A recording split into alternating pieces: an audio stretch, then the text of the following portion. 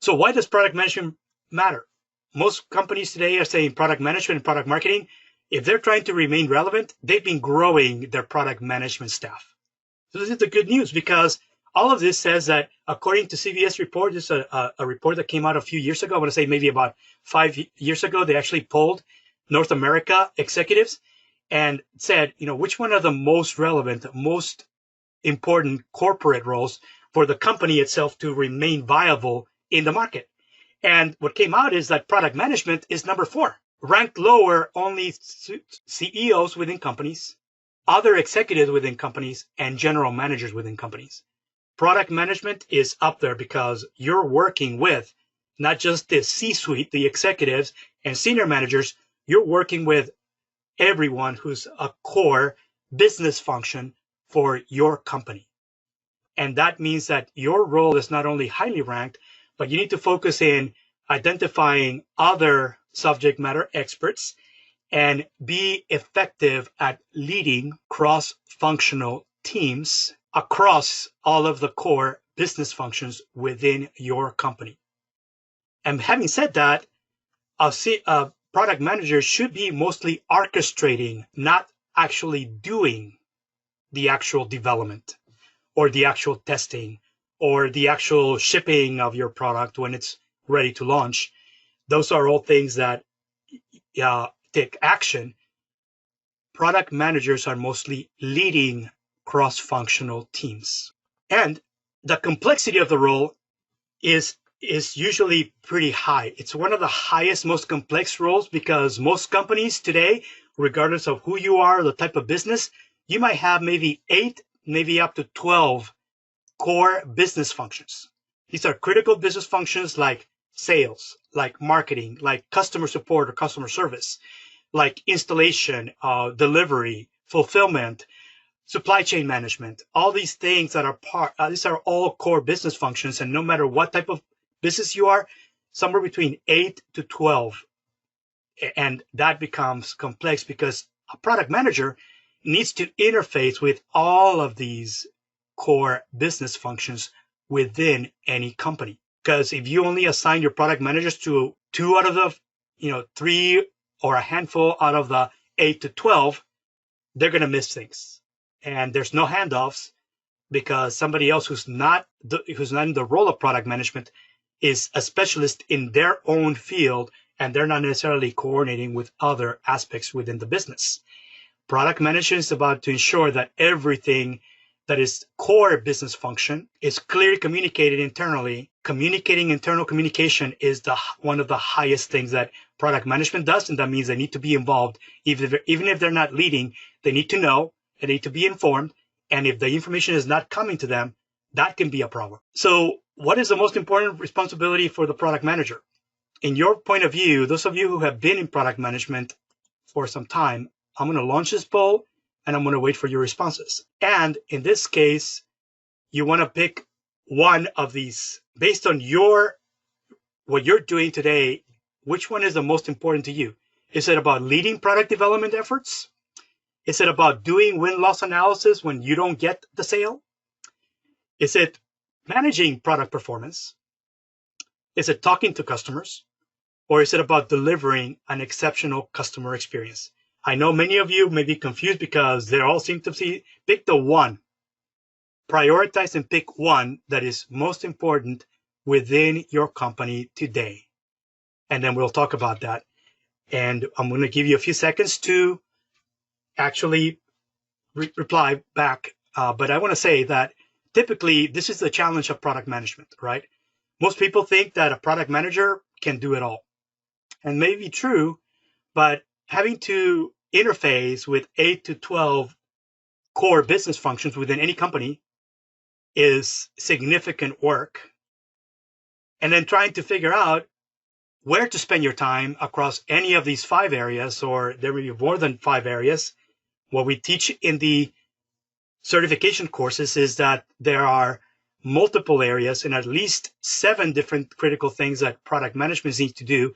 And each one of those requires that they actually interface with a different set of teams within the company. And sometimes you got to talk to supply chains, any of your suppliers. Sometimes you need to look for new suppliers, but also you need to look on the demand side and either talk to customers or also turn on new distribution channels. And often you're doing things not just within the company, but also on the supply side as well as the demand side. And you want to make sure that you have the proper business model and the right fit for within the entire business ecosystem where you operate as a business and where your product wants to become a winner. I'm going to close the poll and I'm going to share the results. So most of you are saying that 33% of you, 33%, that's the biggest group, saying delivering an exceptional customer experience is the must, right? The number one thing. 22% of you are saying manage product performance. 24%, and actually those two groups are close because they're within 2% of each other, so I think they're pretty much a tie statistically, and including the margin of error. 24% are saying leading product development initiatives. And a few of you are saying 14% saying talk to customers, and then 6% of you saying do win-loss analysis. And in reality, all of these things are things that should be done by product management, right? Here's what my perspective is. I'm going to hide, and I want to make sure that, yes, I think I have still. Here's what I teach people, the executives, senior managers, and other product managers that come to my courses. Product management is difficult because you have to realize that the number one thing, that the only difference between you as a product manager and the CEO of a company, the CEO is concerned about what? Not just revenue. It's about increasing the profitability of the entire business. That's the CEO's job. But the CEO, especially when you have a large product portfolio, may only be looking at not just the top line, but also the bottom line, and maximizing the bottom line is the reason why you want to optimize whatever your operations do across any of the 8 to 12 functions. If any of these functions and coordination of these functions to actually start improving profitability, you break it down into 3 major components, and that is the people within your company, the processes and the maturity of your processes, and then look at your entire product portfolio. And looking at all 3 of these together is what product management is responsible for each and every product in your portfolio. And so what it means is that, number one, if you have a large portfolio of products, you need to have a larger team of product managers. And then sometimes you need to grow your product management. And we're going to talk about this because when I come in, the first 90 days on anything that I do, I assess across all 4 of these because I find a direct relationship between any issues, any gaps in the way people are assigned to roles within the company and the way they interface with product management, the processes and the maturity of processes, and make sure those processes are consistently applied to all products in the portfolio. And that it's clear to everybody in the building which product are most profitable, which products are sold for cash flow, and usually you need to have both. Because cash cow products increase your cash flow, means revenue, little margin. Star products are the most profitable, and selling more of your star products increases your company's and your portfolio's profitability. Having said that, product management is never a one-person job. It is a team, and it is a team even when you are a startup, especially a startup that wants to very quickly scale as soon as you have minimum viable product. We'll talk about that. Move on to the next one and say challenges. What are the challenges? And the challenges are many because the challenges can be, there may be challenges because every organization, in my experience, has strengths and weaknesses across all 4 of these. Strengths and weaknesses in the people and the way that they allocate their people to different functions within the business, core business functions, including product management, processes, and how well their processes are implemented and improved and shed off when they no longer add value, and it's an ongoing process, and the products that they need to defend in the market, which may be your cash cow and your star. Everything else needs to be removed so that you can reallocate on the next cash cow or the next star product that you're going to introduce at some point in the market. And that aligning how you allocate your people, how you grow and continue to build and improve and optimize your processes, apply that to your entire portfolio over time leads to higher profitability. And the way if you pick the answer of managing product performance includes measuring and managing your product's profitability.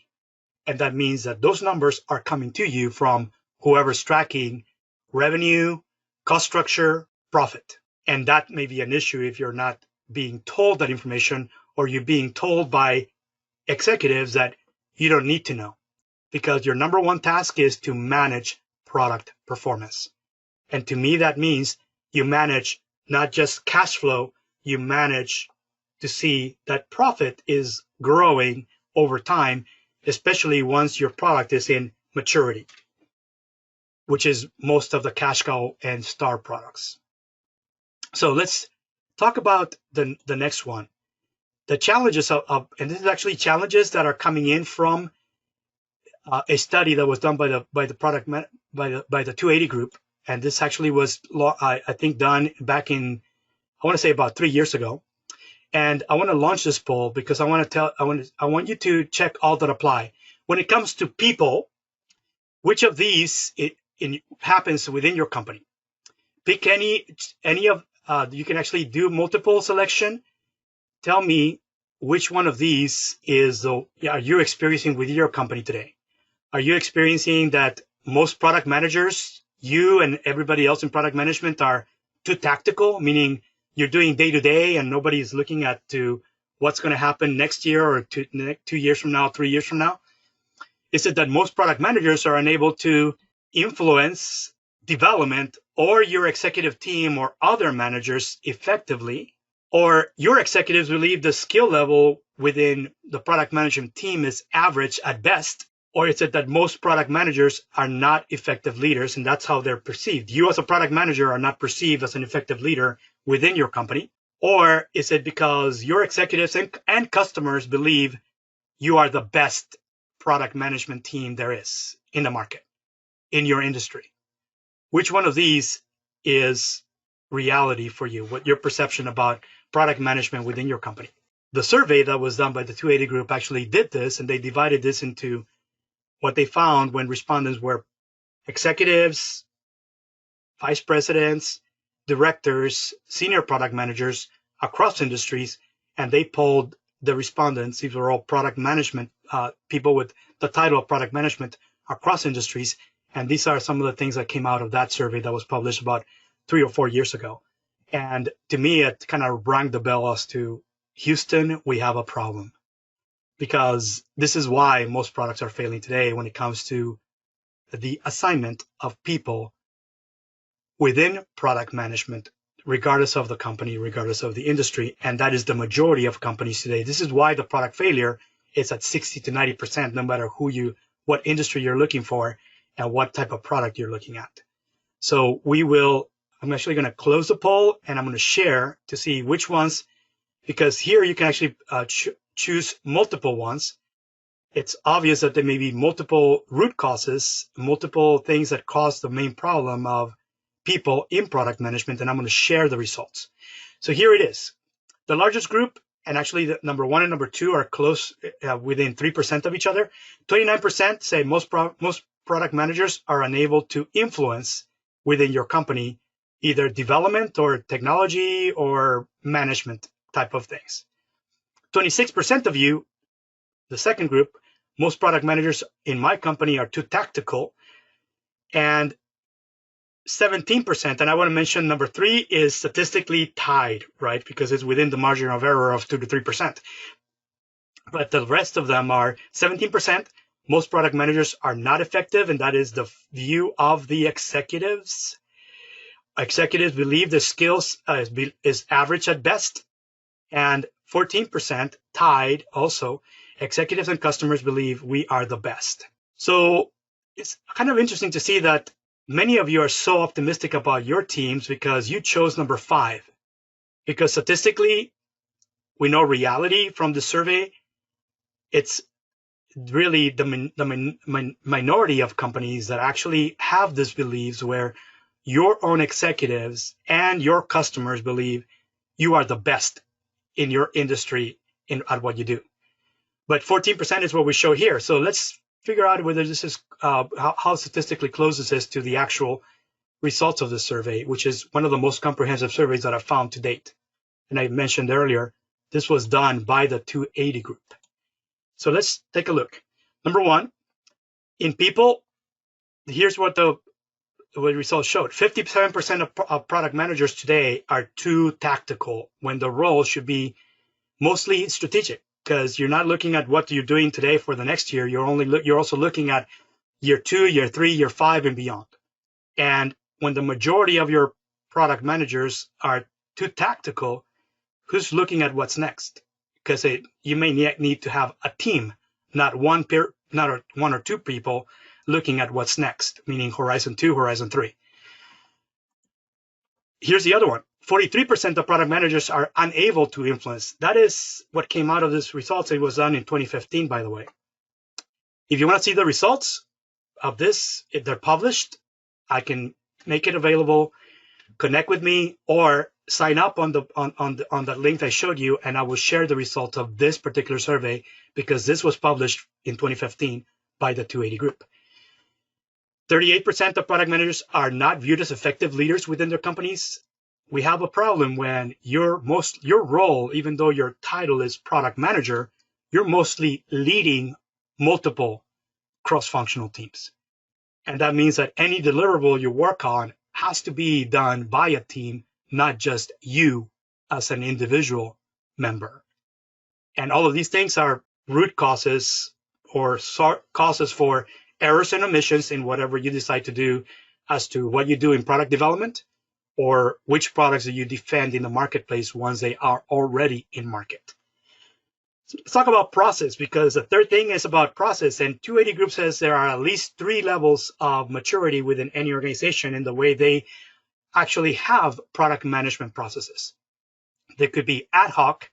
Ad hoc is where you start when you're a startup or even when you are a small business, and when most everybody is tactical, 0 processes, you're at ad hoc, reacting, just reacting. Partially defined means you have some core processes defined, but they're not necessarily deployed across the entire organization.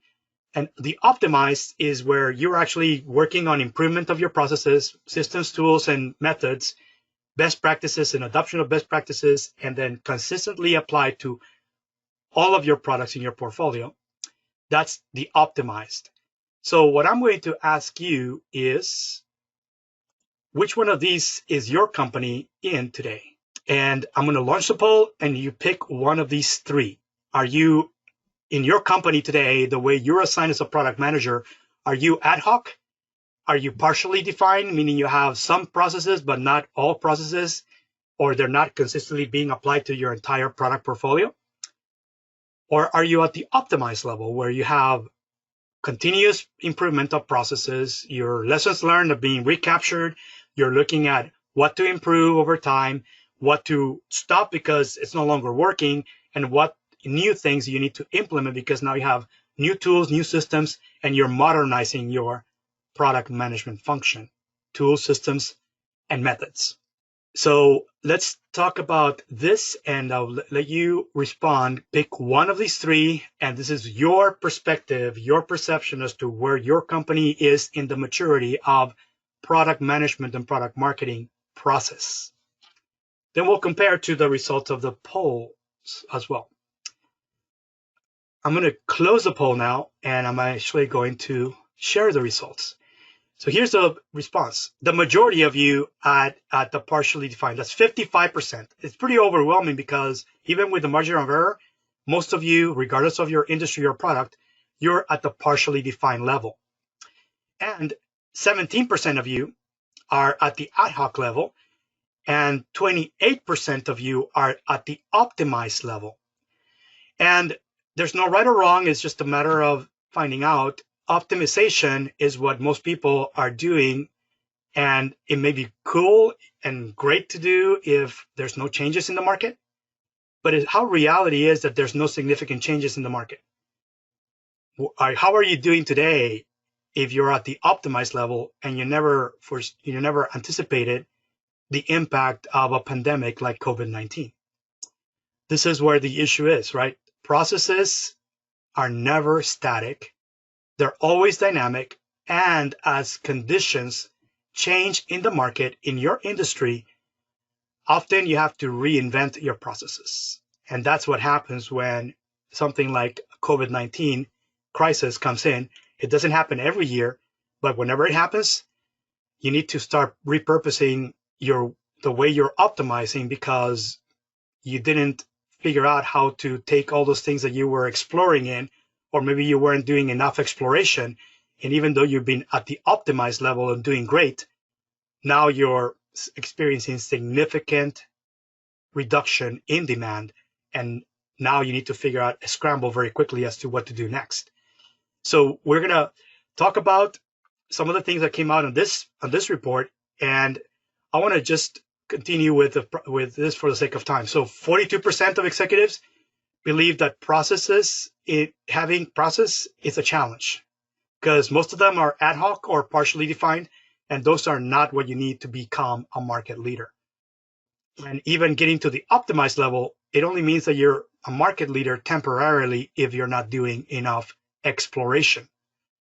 So all of this means a process you need to work on getting to the optimized level.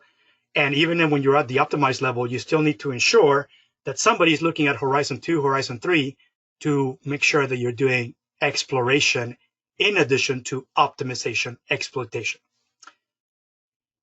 So let's talk about the next thing, and that is profit. How does this impact your profit? People, process, any flaws, any gaps in people and process leads to no profitability, less profitability, and you need to benchmark this, right?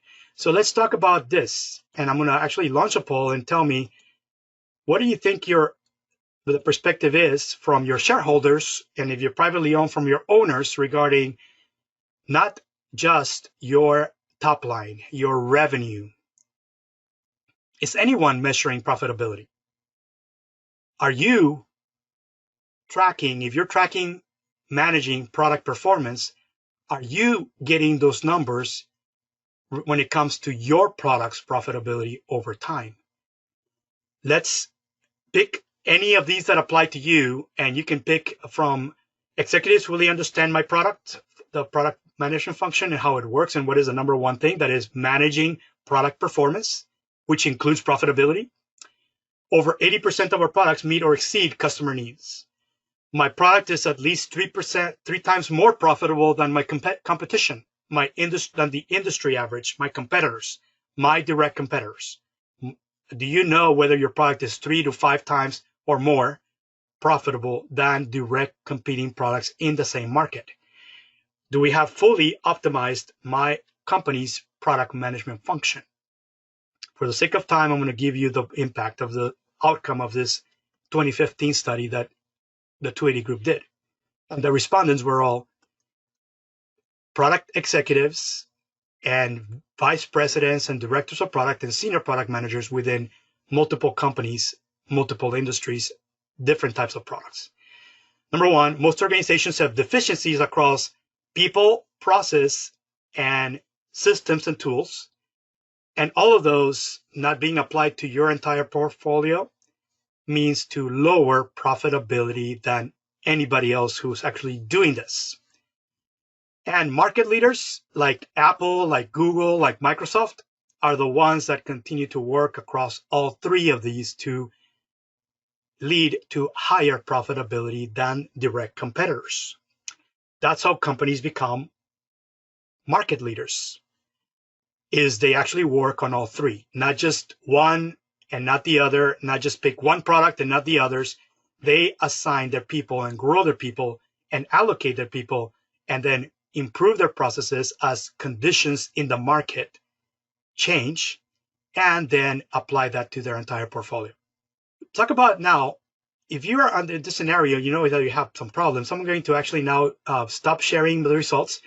And this is what I was talking about earlier. This is the outcome. The main bottom line of this study shows that most organizations, the reasons why they're suffering in profitability is because they don't do the right allocation of people to business functions, including product management, or the right growth and training and coaching of people in critical business functions, processes, because they don't have consistency in their processes, and that impacts the performance of their product portfolio, which leads to less profit over time for the entire business.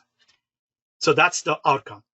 So how critical is it for your company to actually optimize not just the function, but also the people and the growth of their people, the processes that they're following, and make sure that you apply it to your entire product portfolio? All of this is what the product management function should be doing if you're really optimized.